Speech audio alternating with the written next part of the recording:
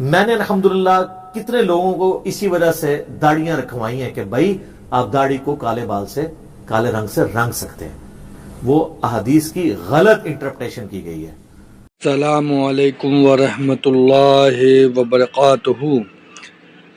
تو اس ویڈیو میں علی مرزا نے داڑھی اور سر کے بالوں کو سیاہ کرنا حرام ہے، اس چیز کے بارے میں بھی بتایا ہے۔ نبی علیہ السلام نے فرمایا کہ یہود و نصارہ کی مخالفت کرو، وہ داڑھیوں کو نہیں رنگتے، تم داڑھیوں کو رنگو۔